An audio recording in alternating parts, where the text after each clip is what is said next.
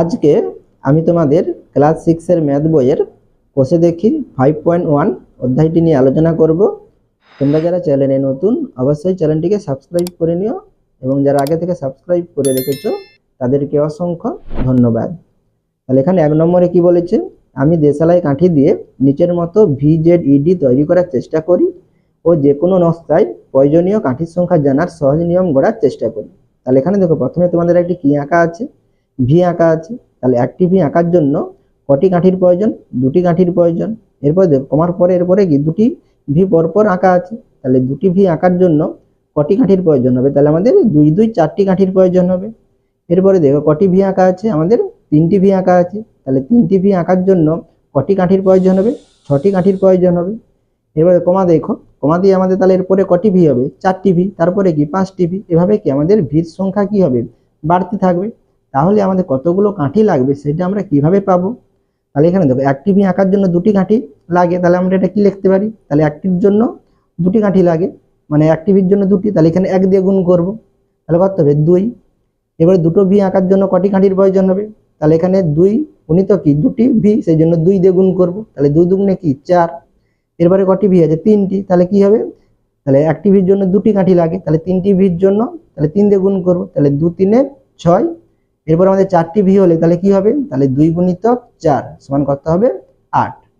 তাহলে এখানে দেখো আমাদের এই 2 2 এটা কি আমাদের নির্দিষ্ট আছে, অর্থাৎ এটা কি আমাদের একটি ভি আঁকার জন্য দুটি কাঠির প্রয়োজন, সেই কাঠিটা আমাদের এখানে কি নির্দিষ্ট। তাহলে এটা আমাদের কি ধ্রুবক। তাহলে এরপরে দেখো গুণের পরে এখানে 1 2 3 4 এটা কি আমাদের ভির সংখ্যা। তাহলে ভির সংখ্যা আমাদের কি হবে? বাড়তে থাকবে। তাহলে এটাকে আমরা কি বলবো? চলো বা চলরাশি বলবো। আর এখানে আমাদের দুইটা কি আমাদের নির্দিষ্ট আছে, এটাকে আমরা কি বলবো? ধ্রুবক বলবো। তাহলে এটা যদি আমরা এখানে নিয়ম করার চেষ্টা করি তাহলে আমরা কিভাবে লিখবো? তাহলে এখানে আমাদের 2 কি নির্দিষ্ট, তাহলে এটা আমরা কি লিখতে পারি? 2 গুণিত এখানে আমাদের 1 2 3 4 কি এটা ভির সংখ্যা। তাহলে ভির সংখ্যা নির্দিষ্ট নয়, তাহলে নির্দিষ্ট নয় হলে তাহলে আমরা সেটাকে কি দিয়ে প্রকাশ করি? চলো বা চলো রাশি দিয়ে প্রকাশ করি। তাহলে চলো বা চলো রাশিকে আমরা কি দিয়ে লিখি? ইংরেজি অক্ষরে ABCD XYZ এর মধ্যে যে কোনো আমরা দিয়ে লিখতে পারি, অক্ষর দিয়ে লিখতে পারি। তাহলে এখানে আমরা 2 গুণিত কি লিখতে পারি? n লিখতে পারি। তাহলে এখানে 2 কি ধ্রুবক, তাহলে 2 আগে লিখবো, আর n কি চলো, তাহলে n কে আমরা কি লিখবো? পরে লিখবো। তাহলে 2 গুণিত n সমান আমরা কি লিখতে পারি? 2n লিখতে পারি। তাহলে এখানে আমাদের যদি ভির সংখ্যা বলা হয় তাহলে সেটা আমরা কি করব? 2 এর সঙ্গে গুণ করলে আমরা কি পেয়ে যাব? কতগুলো কাঠি লাগবে সেটা আমরা পেয়ে যাব। তাহলে এগুলো কিভাবে করবে আমি তোমাদের খাতায় তুলে দেখিয়ে দিচ্ছি, দেখে নাও। তাহলে এখানে আমরা কি লিখবো? একটি ভি নকশায় প্রয়োজনীয় কাঠির সংখ্যা কটি? দুটি।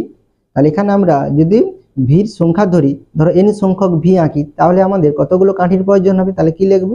অতএব n সংখ্যক ভি নকশায় প্রয়োজনীয় কাঠির সংখ্যা, তাহলে আমরা কি লিখবো? তাহলে 2 গুণিত কি লিখবো? n লিখবো। তাহলে এখানে আমি n ধরেছি সেই জন্য 2 গুণিত n, এটা ব্র্যাকেটের মধ্যে রেখে আমরা কি লিখতে? টি লিখতে পারি। তাহলে 2 এর সঙ্গে n গুণ করলে কি হবে? তাহলে 2n t হবে। ঠিক আছে। এরপরে 2 নম্বরে কি ছিল? একের দাগে 2 এ একটি জেড নকশায় প্রয়োজনীয় কাঠির সংখ্যা। তাহলে একটি জেড আঁকতে আমাদের কতগুলো কাঠির প্রয়োজন হবে? একটি দুটি তিনটি। তাহলে এখানে আমরা কি লিখবো? কাঠির সংখ্যা তিনটি। তাহলে এখানে আমরা যদি ওয়াই সংখ্যক জেড নকশা আঁকি তাহলে আমাদের কতগুলো কাঠির প্রয়োজন হবে? তাহলে এখানে আমরা কি করব? 3 এর সঙ্গে ওয়াই গুণ করব। তাহলে কি লিখবো? 3 গুণিতক ওয়াই টি। তাহলে গুণ করলে কি হবে? তাহলে 3y টি হবে। এরপরে দেখো একটি ই নকশায় প্রয়োজনীয় কাঠির সংখ্যা। তাহলে একটি ই আঁকতে আমাদের কতগুলো কাঠি লাগে? তাহলে 1 2 3 4টি লাগে। তাহলে তাহলে 4টি। তাহলে এখানে আমি কি ধরেছি? এ সংখ্যক যদি ই ধরি, ঠিক আছে, তাহলে এ সংখ্যক ই নকশায় প্রয়োজনীয় কাঠির সংখ্যা তাহলে কি হবে?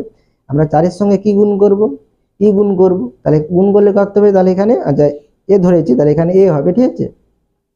তাহলে এখানে কি হবে? 4 গুণিতক এ। তাহলে 4 গুণিতক এ সমান কত হবে? তাহলে 4a। তাহলে এটা কি হবে? 4a টি।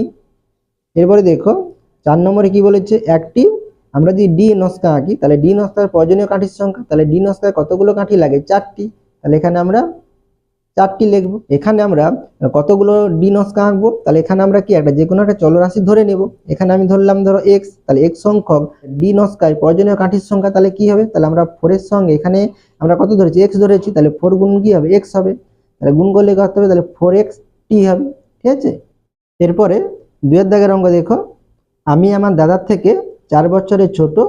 দাদার বয়স x বছর হলে আমার বয়স দাদার বয়সের মধ্য দিয়ে লেখার চেষ্টা করি। তাহলে এখানে দাদার বয়স কত দেওয়া আছে দেখো, এক্স বছর দেওয়া আছে। তাহলে এখানে দেখো কোনো স্বাভাবিক সংখ্যা লেখা নেই, 1 2 3 4 করে কোনো কিছু লেখা নেই। তাহলে এখানে এক্সটা কি চলরাশি, তাহলে এর মান কি যে কোনো হতে পারে, 10 12 15 যে কোনো হতে পারে। এখানে ধরো তোমার দাদার বয়স যদি 10 বছর হয়, তাহলে তোমার বয়স কত হবে? তাহলে তুমি কি দাদার থেকে 4 বছরের ছোট। তাহলে আমরা কি করব, তাহলে 10 থেকে কি করব 4 বিয়োগ করব। তাহলে এখানে এক্স আছে, তাহলে এক্স এর মান কি যে কোনো হতে পারে। তাহলে এখানে তোমার বয়স কত হবে, তাহলে এখানে আমরা এক্স থেকে কি 4 বিয়োগ করলেই তোমার বয়সটা পেয়ে যাব। তাহলে এখানে আমরা কি লিখব, দাদার বয়স এক্স বছর, আমি দাদার থেকে 4 বছরের ছোট, অতএব আমার বয়স হবে, তাহলে তোমার বয়স কি হবে কম হবে। তাহলে কম হলে আমরা কি করব বিয়োগ করব। তাহলে তোমার দাদার বয়স কত এক্স বছর, তাহলে এক্স থেকে বিয়োগ করব, তাহলে এক্স বিয়োগ কত লিখবো 4, তাহলে এটা কি বছর হবে। তাহলে এখানে আমরা ব্র্যাকেটের মধ্যে ব্র্যাকেটের বাইরে কি লিখবো বছর লিখবো। এরপরে 3 দাগের অঙ্ক দেখো, রফিকা বেগম ও আজমা খাতুন মালা তৈরি করছে। রফিকা বেগম যতগুলি মালা গাঁথলো, আজমা খাতুন তার থেকে 6টি মালা বেশি গাঁথলো। আজমা খাতুন কতগুলি মালা গাঁথলো তার সংখ্যা জানার সহজ নিয়ম তৈরি করি। তাহলে এখানে কি বলেছে দেখো, রফিকা বেগম যতগুলি মালা গাঁথলো, আজমা খাতুন তার থেকে 6টি মালা বেশি গাঁথলো। তাহলে কে বেশি গেঁথেছে, আজমা খাতুন বেশি গেঁথেছে। তাহলে কার থেকে, রফিকা বেগমের থেকে। তাহলে এখানে দেখো রফিকা বেগম কতগুলো মালা গেঁথেছে সেই সংখ্যাটা কিন্তু এখানে লেখা নেই। তাহলে এখানে দেখো আগে কি ছিল, দাদার বয়স এখানে এক্স বছর ছিল, তাহলে এখানে কিন্তু রফিকা বেগম কতগুলি মালা গেঁথেছে সেই সংখ্যাটা এখানে লেখা নেই। তাহলে এখানে রফিকা বেগমের থেকে কি আজমা খাতুন কি 6টি মালা বেশি গেঁথেছে। তাহলে এখানে সংখ্যা না লেখা থাকলে, যদি সংখ্যা লেখা থাকতো তাহলে আমরা কি করতাম, সেটার সঙ্গে আমরা 6 যোগ করলে আমরা কি পেয়ে যেতাম, আজমা খাতুন কতগুলো মালা গেঁথেছে সেটা আমরা পেয়ে যেতাম। তাহলে এখানে কিন্তু আমাদের কি নেই, আমাদের রফিকা বেগমের মালার সংখ্যা দেওয়া নেই। তাহলে সেটা আমাদের কি করে নিতে হবে, একটি চলরাশি আমাদের ধরে নিতে হবে। তাহলে সেই চলরাশির সঙ্গে আমরা কি করে নেব, 6 যোগ করলে আমরা কি পেয়ে যাব, আজমা খাতুন কতগুলো মালা গেঁথেছে সেই সংখ্যাটা আমরা পেয়ে যাব।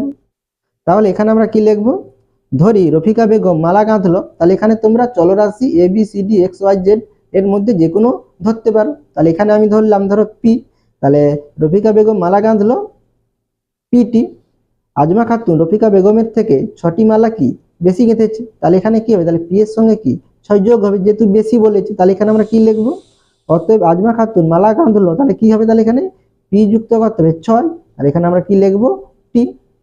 এরপরে 4 নম্বরে দেখো, আমাদের দোকানে অনেকগুলি মোম রঙের প্যাকেট আছে, প্রতি প্যাকেটে 12টি মোম রং আছে।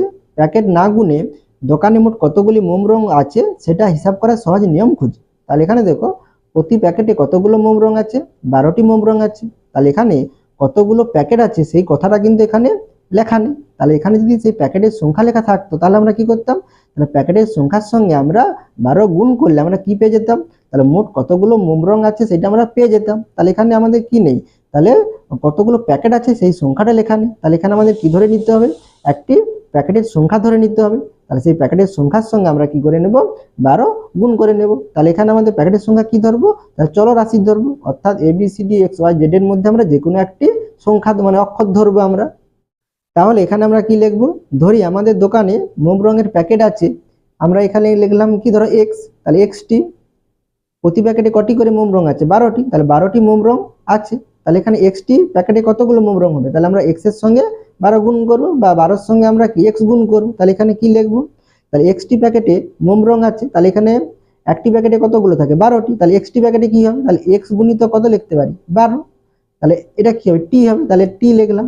তাহলে গুণ করলে কত হবে, তাহলে এখানে দেখো এক্স গুণিতক কত 12, তাহলে আমরা সবসময় কি আগে লিখবো, ধ্রুবক সংখ্যাটা আমরা কি লিখবো আগে লিখবো। তাহলে এখানে ধ্রুবক সংখ্যা কত 12, তাহলে 12 লিখলাম, কারণ এখানে একটি প্যাকেটে 12টাই থাকবে। আর এক্স কি আমাদের প্যাকেটের সংখ্যা যে কোনো হতে পারে, 2 5 6 হতে পারে, তাহলে সেটা কি চলরাশি। তাহলে চলরাশিটা কি আমরা পরে লিখবো, তাহলে কি লিখবো 12x টি। প্যাকেটে মোম রং আছে তোমরা এটা লিখতে পারো, বা তোমরা কি লিখতে পারো, দোকানে মোট মোম রং আছে, তাহলে কি লিখবো সমান 12x টি, তাহলে যে কোনো একটা লিখলেই হবে। এরপরে 5 দাগে দেখো কি বলেছে, আজ আমাদের স্কুলের অনুষ্ঠানে আমরা অনেকগুলি সারিতে বসেছি, প্রতি সারিতে যদি 15 জন বসি তবে আজ আমরা মোট কতজন স্কুলের অনুষ্ঠানে বসেছি তা হিসাব করার সহজ নিয়ম তৈরি করি। তাহলে এখানে তোমরা প্রতি সারিতে কতজন বসেছো, 15 জন করে বসেছো। তাহলে এখানে কতগুলো সারি আছে সেই সারির সংখ্যাটা কিন্তু এখানে লেখা নেই। তাহলে এখানে যতগুলো সারি হবে, তাহলে এখানে যদি 2টি সারি হয় তাহলে কত হবে, তাহলে প্রতি সারিতে 15 জন হলে তাহলে 2টি সারিতে 30 জন হবে, 3টি সারি হলে কি হবে, তাহলে 3 এর সঙ্গে 15 গুণ করবো, তাহলে 45 হবে। তাহলে এখানে সারির সংখ্যা কি কোনো নির্দিষ্ট এখানে আমাদের দেওয়া নেই। তাহলে এখানে আমরা কি ধরে নেব, তাহলে সারির সংখ্যা আমরা একটা চলরাশি ধরে নেব। সেই চলরাশির সঙ্গে আমরা কি করে নেব, 15 গুণ করলে আমরা কি পেয়ে যাব, তাহলে মোট কতজন স্কুলে অনুষ্ঠানে বসেছি সেইটা আমরা পেয়ে যাব। তাহলে এখানে আমরা কি লিখব, ধরি আমরা তাহলে কতগুলো সারিতে বসেছি, তাহলে এখানে যে কোনো একটি আমরা চলরাশি ধরে নেব, অর্থাৎ এবিসিডি ধরে নেব। তাহলে এখানে আমি লিখলাম ধরো সি লিখলাম। তাহলে ধরি আমরা সিটি সারিতে বসেছি, তাহলে প্রতি সারিতে যদি 15 জন বসি তাহলে আমরা কি করবো, তাহলে সি এর সঙ্গে 15 গুণ করবো। তাহলে কি লিখবো, অতএব আজ আমরা স্কুলের অনুষ্ঠানে বসেছি মোট, তাহলে মোট কি হবে, তাহলে গুণ হবে। তাহলে আমরা সমান চিহ্ন দিয়ে কি লিখবো, তাহলে 15 গুণিতক সি। তাহলে কি হবে, 15 গুণিতক সি মানে কি হবে, তাহলে 15 সি টি জন হবে। তাহলে এখানে আমরা কি লিখবো, জন লিখবো। এরপরে 6 নম্বরে দেখো কি বলেছে, পার্থ ও তীর্থ দুজনে পুকুরের পাড়ে বসে মাছ ধরছে। তীর্থ যতগুলি মাছ ধরলো, পার্থ তার থেকে 5টি মাছ বেশি ধরলো। পার্থ কতগুলি মাছ ধরলো তা তীর্থের ধরা মাছের সংখ্যা দিয়ে প্রকাশ করার চেষ্টা করি। তাহলে এখানে দুজন মাছ ধরছে, কে বেশি ধরছে দেখো, তীর্থ যতগুলি মাছ ধরলো পার্থ তার থেকে 5টি মাছ বেশি ধরলো। তাহলে কে বেশি ধরেছে, পার্থ বেশি ধরেছে। কার থেকে, তীর্থর থেকে। তাহলে কটি বেশি ধরেছে, 5টি মাছ বেশি ধরেছে। তাহলে এখানে আমরা কি করব, তাহলে পার্থ কতগুলো মাছ ধরেছে, তাহলে আমরা তীর্থর মাছের সংখ্যার সঙ্গে কি করব, 5 যোগ করব। তাহলে 5 যোগ করলে আমরা কি পেয়ে যাব, পার্থ কতগুলো মাছ ধরলো সেটা আমরা এখানে পেয়ে যাব। তাহলে এখানে কি বলেছিল দেখো, তা তীর্থের ধরা মাছের সংখ্যা দিয়ে প্রকাশ করার চেষ্টা করি। তাহলে এটা কি হবে, কার সঙ্গে যোগ হবে, তাহলে তীর্থের মাছের সংখ্যার সঙ্গে কি হবে, যোগ হবে। তাহলে এখানে দেখো তীর্থ কতগুলো মাছ ধরেছে সেই সংখ্যাটা এখানে লেখা নেই। তাহলে এখানে আমরা কি ধরবো, তাহলে তীর্থ কতগুলো মাছ ধরলো সেই সংখ্যাটা প্রথমে ধরবো, মানে চলরাশি ধরবো। সেই চলরাশির সঙ্গে আমরা কি করব, 5 যোগ করবো। তাহলে 5 যোগ করলে কি পেয়ে যাব, পার্থ কতগুলি মাছ ধরলো সেটা পেয়ে যাব। তাহলে এখানে আমরা কি লিখবো, ধরি তীর্থ মাছ ধরলো কটি, ওয়াইটি। তাহলে এখানে ওয়াইটি লিখলাম। পার্থ তীর্থর থেকে 5টি মাছ বেশি ধরলো, অতএব পার্থ মাছ ধরলো। তাহলে পার্থ কতগুলো মাছ ধরবে, তাহলে ওয়াইয়ের সঙ্গে আমরা কি যোগ করব, 5 যোগ করব। তাহলে কি লিখবো, ওয়াই যুক্ত কত, 5। তাহলে এখানে কি হবে, টি হবে। ঠিক আছে, তাহলে অতএব পার্থ মাছ ধরলো ওয়াই যুক্ত 5 টি। এরপরে 7 নম্বরে দেখো, মিতা ও মায়া কাগজের নৌকা তৈরি করছে। মিতা মায়ার থেকে 2টি নৌকা কম তৈরি করলো। মিতা কতগুলি কাগজের নৌকা তৈরি করলো, হিসাব করার সহজ নিয়ম খুঁজি। তাহলে এখানে দেখো, মিতা মায়ার থেকে 2টি নৌকা কম তৈরি করলো। তাহলে কে কম তৈরি করেছে, তাহলে মিতা মায়ার থেকে, তাহলে কে কম করেছে, মিতা কম করেছে। তাহলে কে বেশি করেছে, মায়া বেশি করেছে। তাহলে এখানে কি বলেছে দেখো, মিতা কতগুলি কাগজের নৌকা তৈরি করলো হিসাব করার চেষ্টা করি। তাহলে আমরা এখানে কি করব, মিতা কতগুলো তৈরি করেছে সেটা বের করব। তাহলে মিতা কার থেকে কম করেছে, মায়ার থেকে কম করেছে। কটি কম করেছে, 2টি কম করেছে। তাহলে এখানে মায়া কতগুলো করেছে সেই সংখ্যাটা এখানে লেখা নেই। তাহলে সেই সংখ্যাটা আমাদের কি করে নিতে হবে, ধরে নিতে হবে, অর্থাৎ চলরাশি ধরে নিতে হবে। সেই চলরাশি থেকে এখানে কি বলেছে, কম করলো। তাহলে কম করলে কি হয়, বিয়োগ হবে। তাহলে আমরা সেই চলরাশি থেকে আমরা কি করব, 2টি বিয়োগ করে নেব।